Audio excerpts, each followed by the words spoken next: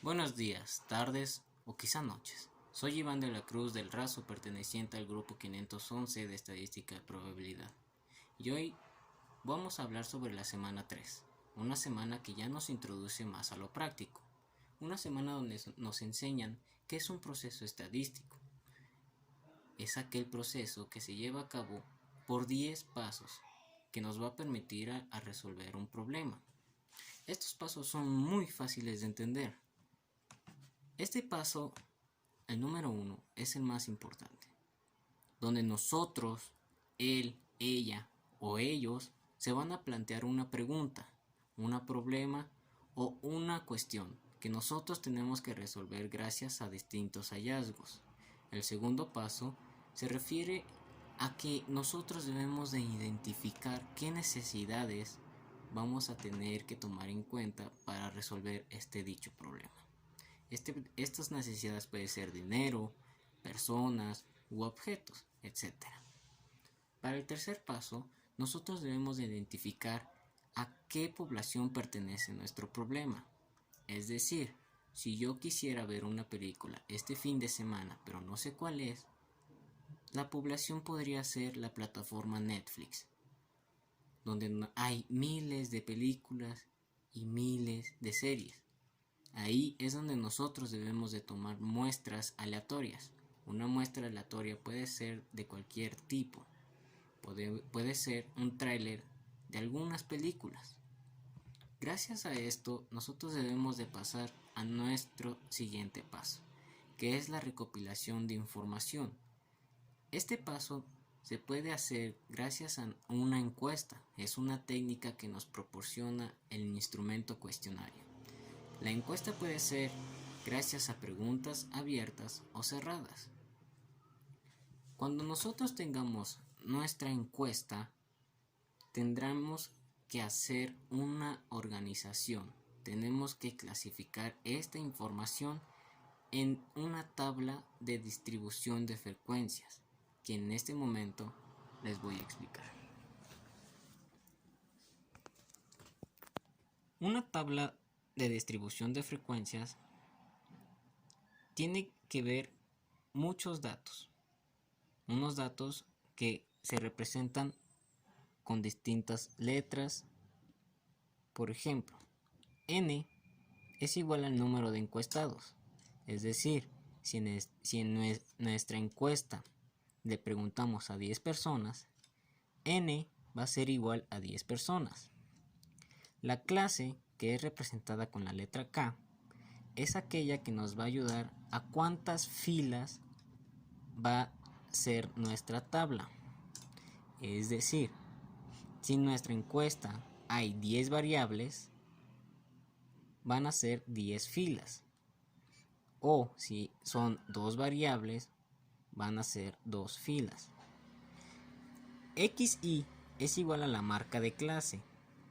Es decir, si nuestra clase son dos respuestas, que es sí y no, S va a ser la marca de clase para sí y N va a ser la marca de clase para no.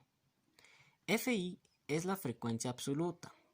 Esta frecuencia absoluta se refiere al número total, al número exacto que las personas escogieron dicha variable. La frecuencia relativa nos ayuda a saber qué fracción eligió esa variable con ayuda de la fórmula frecuencia absoluta sobre n, que es decir, la frecuencia en que las personas escogieron esta variable sobre el número total de las personas que se encuestó. La frecuencia relativa en porcentaje se saca gracias a la frecuencia relativa por 100 sobre 1. La frecuencia relativa en grados es igual a la frecuencia relativa por 300 sobre 1. Aquí tengo una pequeña tabla ya con los datos, donde simulamos una encuesta de sí y no. Son dos variables, entonces son dos filas. La marca de clase para sí es S. La marca de clase para no es N. En nuestra pequeña encuesta, simulamos que 7 personas escogieron sí y 3 personas escogieron no. La frecuencia relativa, tomando en cuenta nuestra fórmula, va a ser 7 sobre el número total, que es 10, ya que 10 es el número a quien simulamos haber preguntado. En cuanto a la frecuencia en porcentaje, vamos a usar la fórmula. La frecuencia relativa, que es igual a 7 sobre 10 por 100 sobre 1, nos va a dar como resultado 700 sobre 10. Esto simplificado nos va a dar a un 70. Este 70 va a representar el 70% de 100. Entonces, para la variable n va a ser un 30. Para la frecuencia relativa en grados, nosotros vamos a utilizar la misma fórmula, solo que en vez de 100 va a ser 360, ya que 360 es el total de grados de un círculo. Para esto vamos a tener que utilizar 7 sobre 10 por 360 sobre 1 es igual a 2520 sobre 10. Esto simplificado va a ser igual a 252 grados. De igual manera vamos a hacer este mismo procedimiento con la variable n.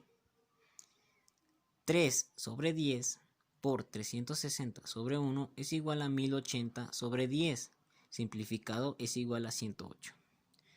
Algo que nos puede ayudar a saber si resolvimos bien esta tabla va a ser a la suma de la frecuencia absoluta. La suma de la frecuencia absoluta siempre nos va a dar igual a n. 7 más 3 es igual a n, el número total de personas a quien encuestamos. A la frecuencia en porcentaje, 70 más 30 va a ser igual al 100%, o al menos en algunos casos a una aproximación. Y en el caso de frecuencia relativa en grados, la suma de los datos nos va a dar siempre 360 grados, o en algunos casos nos va a dar una aproximación. Una vez teniendo esta tabla, el siguiente paso es el 6. El 6 consiste en analizar esta información. Nosotros tenemos que analizar nuestra tabla ya con los datos establecidos. Para el siguiente paso, que es el número 7, nosotros vamos a tener que representar gráficamente estos datos. Como pudieron ver, nosotros sacamos una frecuencia relativa en grados y una frecuencia relativa en porcentaje. Es decir, que nosotros podemos usar esos datos para una representación gráfica en código de barras, en gráfica de barras o en una gráfica de pastel. Para el paso 8 nosotros tenemos que interpretar esta información. Nosotros tenemos que pasar de un lenguaje técnico a un lenguaje más entendible, para que las otras personas puedan entenderlo fácilmente. Para el paso 9 nosotros ya debemos de estar tomando una solución, o al menos plantear algunas posibles soluciones. Pero en el paso 9 nosotros ya debemos de estar resolviendo esta incógnita, esta situación o este problema. Para el último paso es la divulgación. Nosotros vamos a divulgar nuestra información, nuestra tabla, nuestras representaciones gráficas al mundo entero. Este puede ser por radio, televisión o, como nosotros los jóvenes, por Facebook, Instagram, Twitter o incluso otros más. Con esto concluye el proceso estadístico, un proceso que nos va a ayudar siempre a resolver un problema. Y también hemos aprendido a la tabla de distribución de frecuencia, a cómo resolverla y a sus conceptos básicos para que nosotros podamos resolver esta tabla de manera correcta. y exacta.